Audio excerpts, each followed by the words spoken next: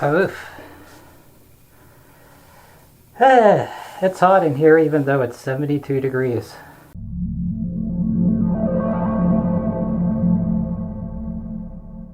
Hey everyone, Cypher here. How's it going?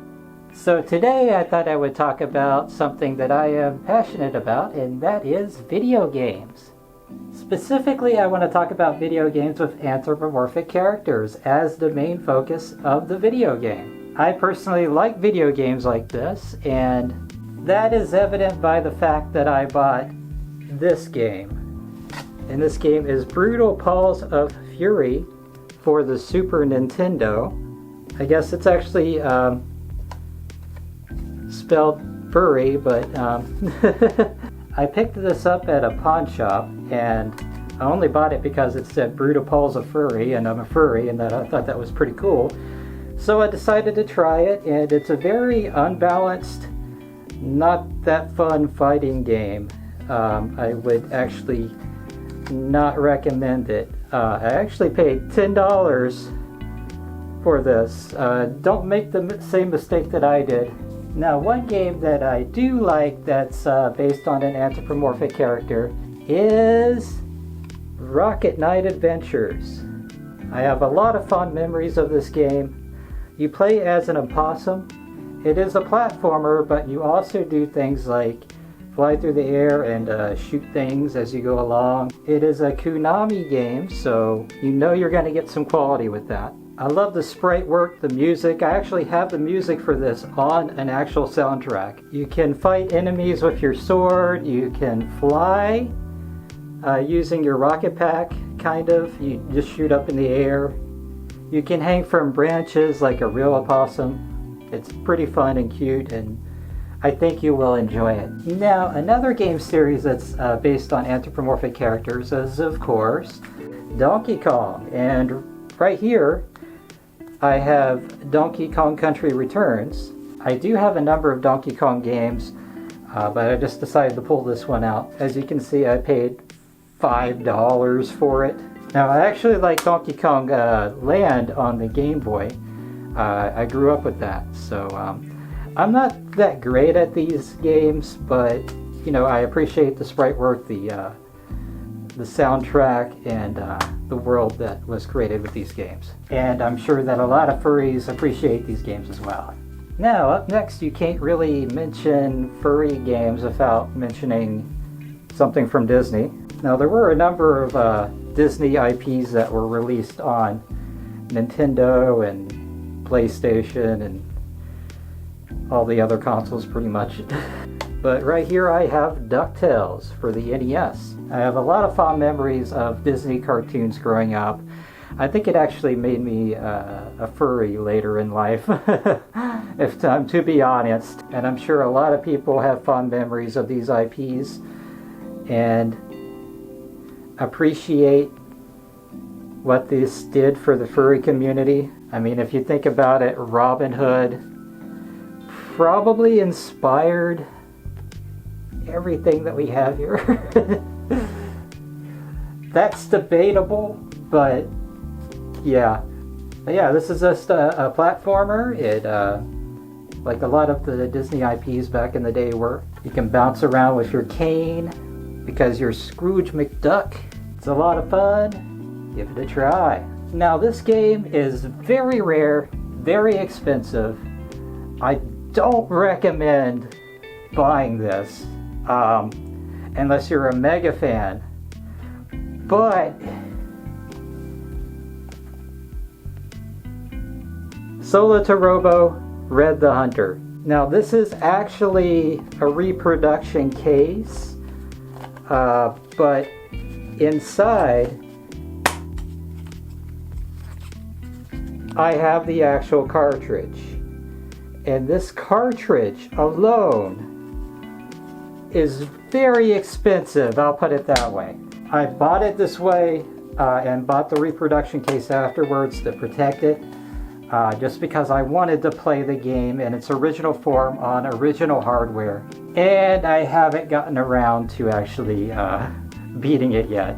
I've been very busy, unfortunately. But yeah, the animation in this, the artwork, just, oh my god, you've got to play it. You've got, any way you can. You can probably emulate it if you want. But now, one game series that you might not think of in regards to being like a furry game would be the Stalkers series. And right here I've got the new Capcom Fighting Collection. My girlfriend actually bought me this, which I'm super appreciative of.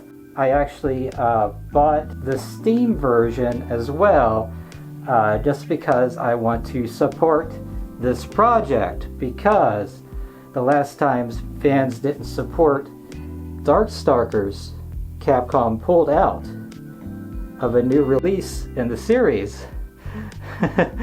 So please support this game. I want a new Darkstalkers.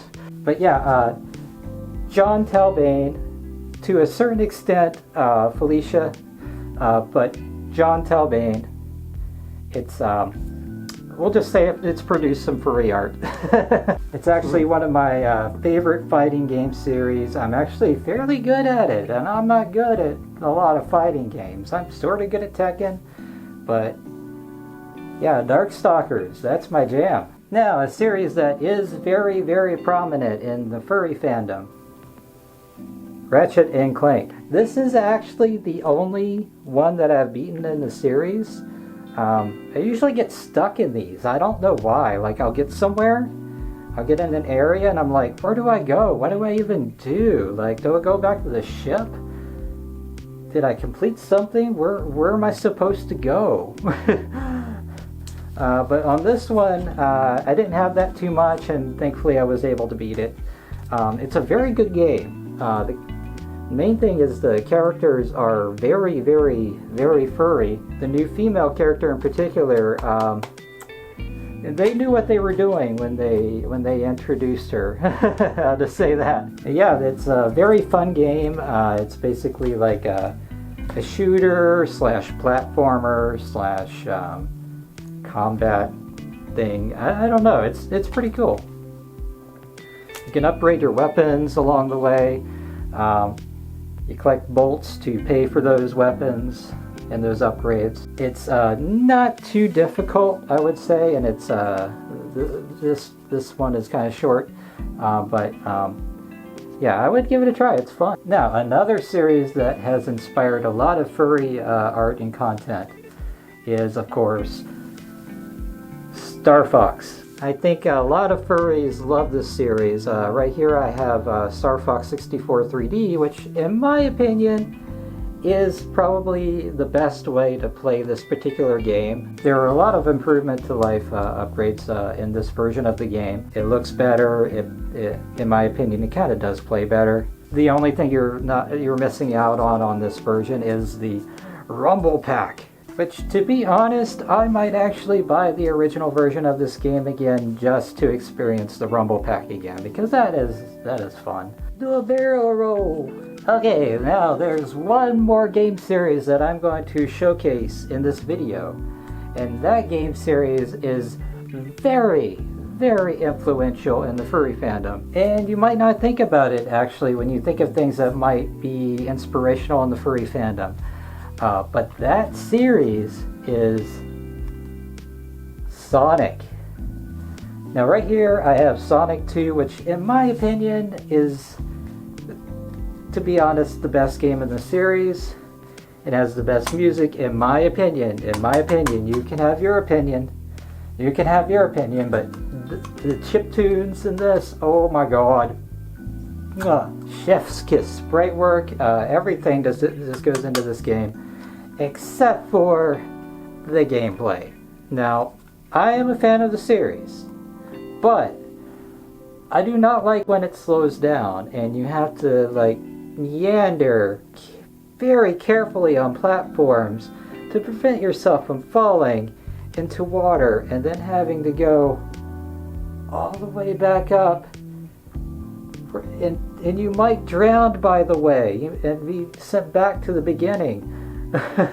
But yeah, I don't like that about Sonic. I just wish it was just like fast and fun and, you know, have some danger, but don't, you know, have it meander It's Sonic, it's supposed to be fast. But yeah, there are some video game franchises that you might be interested in, that you might like. I hope you liked this video. If you liked it, give it a thumbs up, comment down below, give your support to this channel. It really does help. Thank you guys for the massive support over the past few weeks. I really do appreciate it. Are there any video game franchises that I missed? Let me know and I'll cover them in the next video, possibly. There is one video game franchise that I did forget almost, and that is Night in the Woods.